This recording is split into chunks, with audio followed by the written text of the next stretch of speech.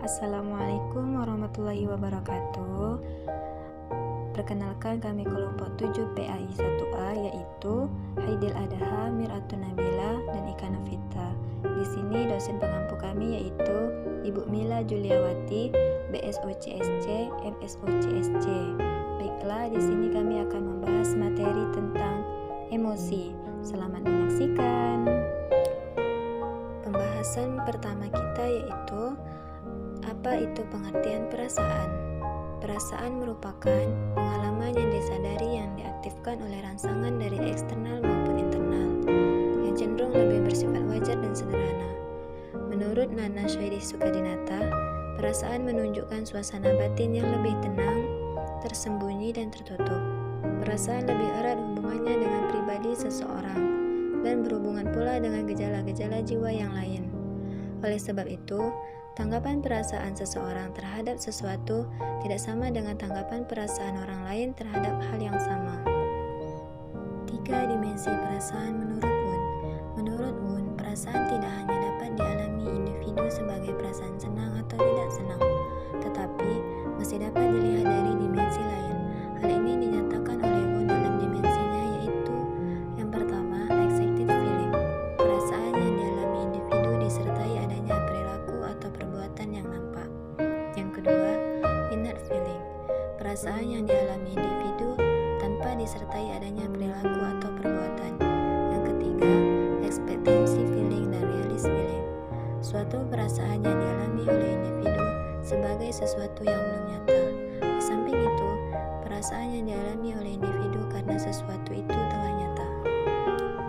Jenis perasaan. Jenis perasaan yang pertama yaitu perasaan vital. Perasaan yang berhubungan dengan keadaan tubuh, misalnya rasa lesu dan segar. Yang kedua, perasaan penginderaan, yaitu perasaan yang berhubungan dengan penginderaan, misalnya rasa panas, dingin, dan sakit. Yang ketiga, perasaan psikis, yaitu perasaan yang menyebabkan perubahan-perubahan psikis, misalnya rasa senang dan sedih. Yang keempat, perasaan pribadi, yaitu perasaan yang dialami secara pribadi, misalnya perasaan terasing. Baiklah, penjelasan selanjutnya, pengertian emosi. Emosi adalah suatu reaksi tubuh menghadapi situasi tertentu. Sifat dan intensitas emosi biasanya terkait erat dengan aktivitas kognitif atau berpikir manusia sebagai hasil persepsi terhadap situasi. Emosi merupakan suatu keadaan di mana seseorang meluapkan pikiran dan perasaannya, termasuk sikap maupun tingkah laku yang dikeluarkan dalam bentuk ekspresi tertentu. Emosi juga diartikan sebagai reaksi terhadap seseorang atau suatu kejadian. Biasanya pengungkapan emosi bisa ditunjukkan ketika seseorang sedang marah, kecewa, merasa senang pada sesuatu atau takut terhadap sesuatu. Selanjutnya, jenis-jenis emosi. Jenis-jenis emosi sebagai berikut. Yang pertama, amarah. Amarah meliputi beringas, mengamuk, benci, marah besar, jengkel, kesal hati, terganggu, tersinggung, bermusuhan, hingga tindakan kekerasan dan kebencian. Yang kedua, kesedihan. Kesedihan meliputi pedih, muram, suram, mengasihi diri, kesedihan, ditolak, dan depresi berat. Yang ketiga, rasa takut.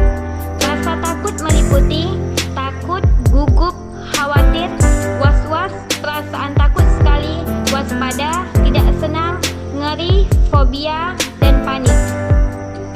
Yang keempat, kenikmatan. Kenikmatan meliputi bahagia, gembira, puas, terhibur, bangga, takjub, terpesona, dan senang sekali. Yang kelima, cinta. Cinta meliputi persahabatan, penerimaan, kepercayaan, baik hati, hormat, akrab, dan bakti. Yang keenam adalah terkejut. Terkejut meliputi terpana dan takjub. Yang ketujuh, jengkel. Jengkel meliputi hina, muak, benci dan jijik. Yang kedelapan, malu.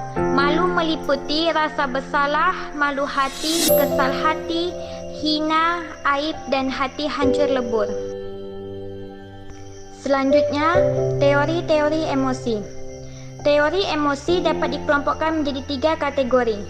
Yang pertama, teori fisiologis adalah mereka mengusulkan bahwa respons dalam tubuh bertanggung jawab atas emosi. Yang kedua, teori neurologis adalah mereka berpendapat bahwa aktivitas di dalam otak mengarah pada respons emosional. Yang ketiga, teori kognitif adalah menyarankan bahwa pikiran dan aktivitas mental lainnya memainkan peran penting dalam pembentukan emosi. Baiklah, penjelasan selanjutnya yaitu tahapan perkembangan emosi. Terdapat 5 tahapan dalam perkembangan emosi, yaitu A. Dari 0 hingga 8 bulan, terjadi ketidakseimbangan sensorik respons atau sensasi yang intens. Penyesuaian refleksif mengikuti ekspresi mewakili kesenangan atau ketidaksenangan serta istirahat dan ketegangan. B. Dari 9 hingga 12 bulan, mengembangkan ketidakseimbangan yang dibawa ada atau tidaknya orang lain. Keseimbangan dicapai dengan interaksi dan respon oleh tanggap yang lebih terorganisir. C. Dari 2 sampai 6 tahun, ketidakseimbangan disebabkan secara langsung dan tidak langsung dari rangsang dan keseimbangan kembali lewat keterampilan representasional dan keterampilan emosional. D.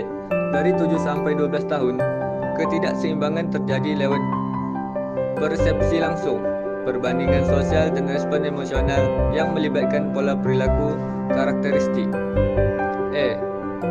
Sudah 13 tahun, ketidakseimbangan datang lewat perbandingan internal dan emosi mulai berkontribusi pada konsep menstabilkan diri.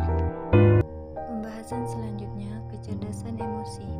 Dalam pembentukan kecerdasan emosional, terdapat komponen-komponen yang menjadi pembentuk dari kecerdasan emosional, yaitu pertama, memiliki kesadaran diri, kedua, membentuk regulasi diri, ketiga, memiliki keterampilan sosial, empat, mempunyai empati, lima, memiliki motivasi diri.